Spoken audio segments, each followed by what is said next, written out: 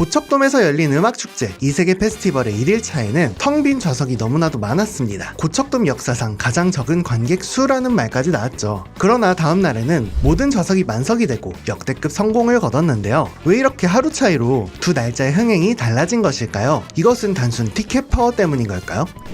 오늘 할 얘기는 제 녹화를 하지만 제일 중요한 거는 이세계 페스티벌에 관련된 후기가 아니죠. 우리 다 안 봤잖아요. 네, 그렇죠. 저도 진짜 티켓이 있으면 가고 싶긴 했는데 어쨌건 못 갔고 죄송하겠지만 공연은 잘 성황리에 끝났어요. 그래서 이걸 만들어주신 분들은 너무 수고를 했고 오늘은 막 지금 티켓 논란 뭐 이런 것도 있거든요. 근데 이게 얼마나 팔렸냐, 적자가 났냐, 기술이 뭐 안 좋았냐, 움직임이 다 녹화였냐 이런 얘기들은 아니고 이게 왜 1일차하고 2일차가 흥행 차이가 벌어졌는지에 대해서 좀 얘기를 하는 콘텐츠가 될 거예요. 2025년에 2회차 이세계 페스티벌이 열린다는 발표가 있었는데 3월에 한국 최대 규모의 실내 공연장 고척 스카이돔에서 진행되는 것이 발표가 됐어요. 그래서 사람들이 정말로 큰 관심을 모았었습니다. 이세계 아이돌 전원이 오프라인으로 참석하는 공연이 1년 반 만이었어요. 그리고 그때보다 더욱 팬덤은 커졌고 인천에 접근하는 것보다 훨씬 가까운 곳에서 이세계 아이돌을 볼 수 있었죠. 그래서 사람들이 많이 기대감을 가진 행사였습니다. 저도 풀트래킹 스튜디오가 어딘가에 있고 거기서 이제 송출을 받는 게 아닐까라고는 생각하고 있습니다. 그래서 이렇게 기대감이 부풀어서 이세계 아이돌이 고척돔에서 공연을 한다. 5월 16일날 1일차가 열렸습니다. 그리고 역사의 유례가 없을 정도로 폭망을 했어요. 흥행 실패라는 이름으로 메가 텅텅콘이라는 이름으로 부를 정도로 정말로 사람이 없었어요. 2층, 3층, 4층 좌석 같은 경우는 거의 다 비어 있었고 이렇게 공연이 시작됐는데도 이렇게 사람이 없고 동영상으로 보신 더 심한데 국카스텐이 이렇게 신나게 공연을 해줬음에도 불구하고 생각보다 너무 자리가 텅텅 비어서 사람들도 놀랐을 것 같긴 합니다. 사실은 근데 이 출연진의 수준이 다른 음악 페스티벌에 비해서 부족했던 건 아니에요. 다른 페스티벌의 헤드라이너급의 팬덤을 가진 태양이나 국카스텐 같은 분들뿐만이 아니라 더보이즈나 츄 이런 인지도가 되게 높은 아이돌들도 라인업에 포함이 되어 있었고 그리고 이제 서브컬처 쪽에서는 아이파이 댄스 홀이라는 노래로 유명하죠. 히메히나라는 100만 구독자를 가진 버튜버 각자의 영역에서 정말로 유명하고 팬덤이 튼튼한 아티스트들이 많이 참석을 했습니다. 근데 결국은 흥행에 실패를 하면서 텅텅콘이라는 좀 오명을 받게 된 것이 이세계 페스티벌 1일차였어요. 이세계 페스티벌 2일차가 그래서 망했냐? 2일차는 정말로 성공을 했습니다. 고척돔에서 이제 좌석을 이렇게 펼쳤을 때 한 15,000석에서 16,000석 사이로 좌석을 펼 수 있다고 해요. 모든 좌석이 이미 티켓 판매 5분 이후에 매진이 됐었고 이렇게 수많은 사람들이 이세계 아이돌을 보러 고척돔에 모였습니다. 물론 이세계 아이돌 말고도 부족함이 없는 아티스트들이 라인업으로 참석을 해주시기는 했어. 뭐 10cm나 엠플라잉, AKB48 아니면 뭐 보이넥스도 이런 분들이 탑급 아티스트로서 같이 참여를 해주셨지만 아무래도 이 흥행은 마지막에 헤드라이너로서 이세계 아이돌이 흥행을 견인했다라고 볼 수 있겠죠. 결국은 이 2일차의 공연 같은 경우는 1일차와 다르게 이세계 아이돌의 흥행 견인으로서 엄청나게 흥행하는 결과물을 만들어냈어요. 그러니까 결국은 같은 행사 1일차, 2일차로 이렇게 나뉘어졌을 뿐인데 극단적인 관객 모객의 차이가 났다는 거죠. 왜 이렇게 극단적인 차이의 결과가 있었다고 좀 생각을 할 수 있을까요? 어떻게 보세요? 저는 진짜 모르겠는 게 라인업만 보면 저는 첫날 분들 있을 때 갈 것 같거든요. 저는 그래서 왜 차이가 나는지 모르겠어요. 네, 저는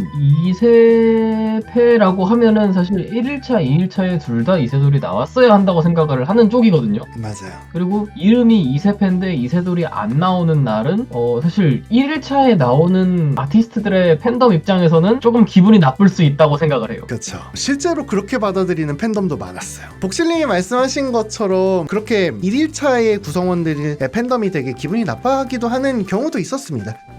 이렇게 될 거라는 전조 증상이 사실은 되게 많이 보였어요. 이세계 페스티벌이 개최한다라는 것이 발표된 이후에 실제로 꽤 잡음들이 많았거든요. 제일 먼저는 이세계 페스티벌은 3일로 구성되어 있었다고 했습니다. 목, 금, 토 이렇게 3일의 일정으로 있었다가 무대 설치나 리허설 등의 이유로 1일차 목요일 일정이 없어지고 금요일, 토요일 이렇게 이틀로 변경이 되면서 출연진의 라인업이 바뀌기도 했어요. 그리고 라인업을 티켓을 판매하는 시점에 발표한 라인업이 이 사진에서 보시는 것처럼 꽤 비어있죠. 이렇게 되면은 내가 어떤 가수가 나올지 모르고 그냥 페스티벌에 가기에는 되게 부담이 됐을 수도 있고, 거꾸로 이제 내가 좋아하는 가수가 참여한다는 사실을 이미 매진된 이후에 알게 된 사례도 존재를 했습니다. 가장 중요한 것은 티켓 가격이 너무 비싸다는 의견이 많았어요. 이세계 페스티벌의 티켓은 제일 핵심이 되는 맨 앞에 그라운드석이 25만 원이었는데요. 보통 고척돔 콘서트의 경우는 제일 메인이 되는 그라운드석이 19만 8천 원 정도입니다. 제가 예시로 들고 온 거는 이제 이세계 페스티벌 직전에 열린 두 번의 콘서트인데요. 2025 NCT 드림 콘서트의 경우에도 제일 핵심이 되는 그라운드 메인석이 19만 8천 원. SM타운 라이브 같은 경우는 하나의 가수가 아니라 SM타운에 있는 수많은 SM 소속 가수들이 모이는 공연이었는데, 이 공연 같은 경우도 제일 핵심 자리가 19만 8천 원에 선물까지 줬어요. 이세계 페스티벌은 제일 핵심이 되는 VIP석이 25만 원. 고척돔에 비교해서도 비싼데 다른 페스티벌에 비해서는 훨씬 더 비싼 수준이었어요. 야외에서 열리는 펜타포트나 GMF 같은 페스티벌의 경우는 일일권이 12만 원 수준이었습니다. 페스티벌 형태로 되게 길게 공연이 지속되는 것을 감안하더라도 사실은 25만 원이란 가격은 되게 비싸게 느껴질 수밖에 없는 가격이겠죠. 그리고 결정적으로 이세계 아이돌이 이틀 다 출연한 게 아니라 이제 17일 하루만 출연한다는 사실이 좀 확정이 되면서 이세돌이 출연하는 공연 일자는 5분 만에 매진이 됐는데, 거꾸로 출연하지 않는 16일 같은 경우는 공연 직전까지 거의 판매가 되지 않았어요. 이세계 아이돌 페스티벌을 지원해주는 지니뮤직에서도 50% 할인된 가격으로 16일 공연을 예매할 수 있게 하는 등 뒤늦게 흥행이 되지 않을 것 같으니까 가격을 갑작스럽게 낮추는 일도 좀 발생을 하면서 기존에 25만 원에 샀던 사람들은 되게 기분이 안 좋거나 논란이 만들 수 있는 여지가 충분히 있었죠. 이러한 전조 증상들이 그대로 반영이 돼서 1일차는 흥행이 좀 망하고 2일차는 거꾸로 역대급으로 흥행하는 이런 온도차를 낳게 되었다고 볼 수가 있을 것 같습니다.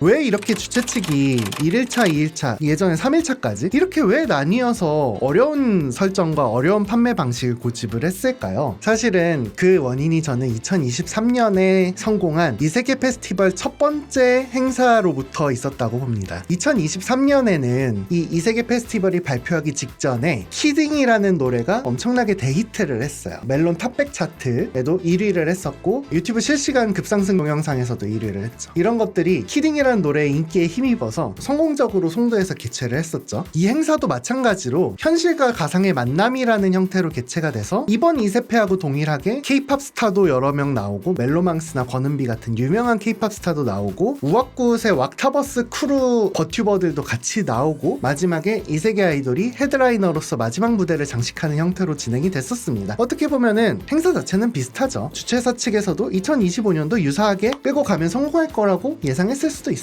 게다가 2025년에 2일차에 진행됐던 공연은 1년 반 만에 이세돌의 새로운 신곡을 라이브로 볼 수 있는 곳이었고, 이세계 아이돌 팬덤 입장에서는 1년 반 동안 기다리던 것을 고척돔이라는 엄청난 큰 행사장에서 볼 수 있으니까 당연히 참석을 해야 되고 당연히 갈 수밖에 없는 행사였겠죠. 근데 실제로 2일차에 참석한 팬덤들은 그렇다고 칩시다. 근데 1일차는 그렇지가 않았어요. 이세계 페스티벌이고 현실과 가상의 만남이면 1일차의 구성원들도 그렇게 문화를 잘 섞어주고 하나가 되는 축제 분위기를 만들어줬어야 되는데 1일차에는 이세계 아이돌도 참석하지 않았고 참석한 모든 아티스트가 무언가 하나의 결집되는 코어를 가진 것이 아니라 단순히 약간은 잡탕밥처럼 나열되는 공연밖에 진행을 하지 못한 거죠. 그러다 보니까 1일차는 완전히 텅텅 비어버린 공연이 될 수밖에 없었고 2일차도 수많은 아티스트들이 공연을 했지만 어찌 보면 이세계 아이돌을 위한 단독 콘서트 그리고 나머지 아티스트들은 발사대로서밖에 써지지 못한 결과물을 만들었다. 이 부분이 사실은 가장 아쉬운 지점이라고 할 수 있습니다.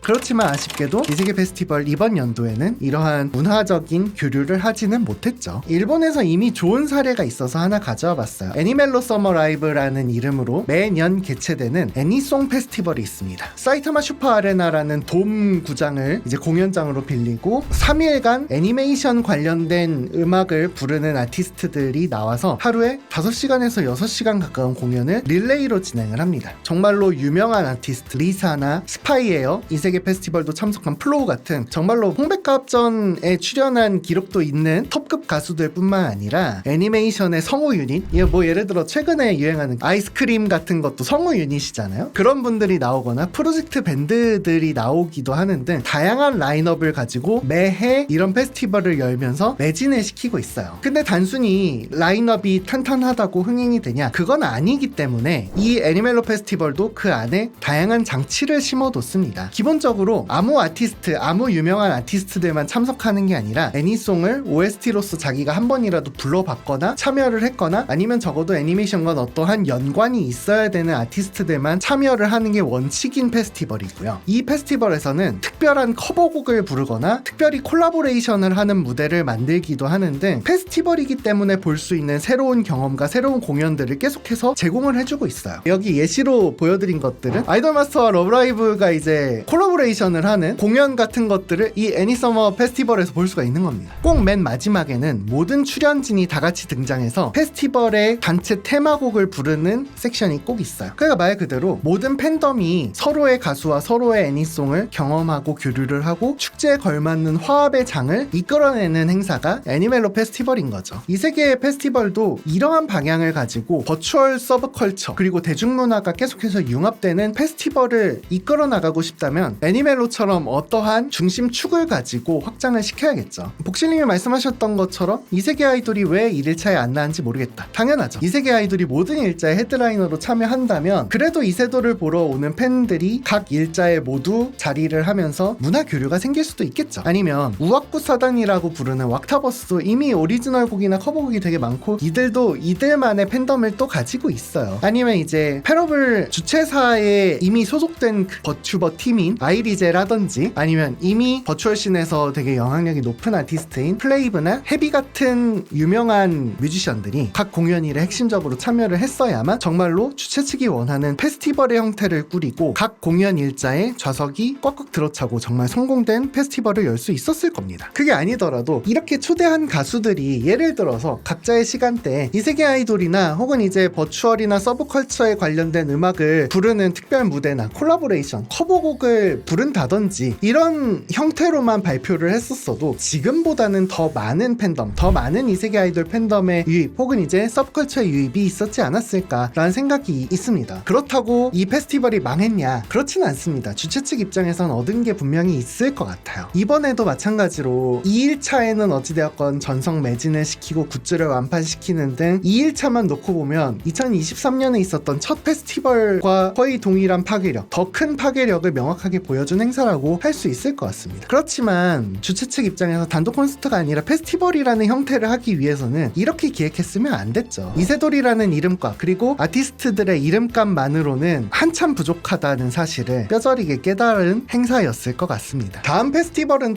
이것을 바탕으로 성공할까요? 다음 페스티벌이 여기서 아무것도 배우지 못했다면은 진지하게 담당자를 바꿔야 한다고 생각합니다. 가격을 더 세게 잡지 않을까요? 다 물가 반영까지 해서. 어차피 팔릴 건데 저거 솔직히 40에 올려도 팔릴 것 같은데. 그쵸. 단독 콘서트면 저는 진짜 5, 60이라도 팔릴 수 있을 것 같아요. 그러니까 어차피 팔릴 건데 어차피. 단독 콘서트 5, 60이면 갈 거예요? 아니, 저는 모르지만 이 세계 아이돌 팬덤은 갈 수 있지 않을까요? 팬덤분들은 그냥 울면서 예매하지 않을까요? 저는 오늘 약간 이세돌 분들 이름만 들어봤고 유명한 분들인지는 알고 있었거든요. 네. 근데 오프라인에서까지는 이렇게 영향력이 쓸지는 오늘 처음 알았고 다음번엔 어떤 형태는 좀 콜라보로 제대로 나오면 저도 한번 봐볼 생각이 좀 든 것 같기도 해요. 그렇죠. 주최 측이 원하는 어떤 문화 확장, IP 확장이 잘 적용된 예시가 되겠네요. 복실님께서는. 사실 저는 이세돌 굿즈도 가지고 있거든요. 굿즈도 다 시켜 먹고 이제 많이 사는 편인데 저는 근데 반대로 공연은 안 갈 것 같아요. 왜요? 그 가격이 25만 원이면은 너무 비쌉니다. 제 기준에서 25만 원은 쉽게 쓸 수 있는 돈이 아니에요. 그건 당신이 유부남이라 그런 게 아닐까요? 청가는 25만 원 쓸 수 있는데 이 세계 아이돌은 넓은 고척돔을 모두 스스로의 팬덤으로 채웠지만 이 세계 페스티벌은 같은 무대 위에서 너무 다른 이야기를 들려주었습니다. 아직 페스티벌은 시기상조처럼 보였죠. 서브컬처는 분명 힘을 가졌지만 아직 대중문화의 접점은 너무 먼 일일까요? 이러한 시도와 경험들이 언젠가는 모든 문화가 융합되는 축제를 만들어낼 수 있을까요? 오늘의 내용이 유익하거나 흥미로우셨다면 구독과 좋아요로 다음 콘텐츠를 응원해주시고 게임과 서브컬처 관련 콘텐츠에 대해 다루었으면 하는 주제도 댓글로 자유롭게 남겨주세요. 다음 이야기에서 또 뵙겠습니다.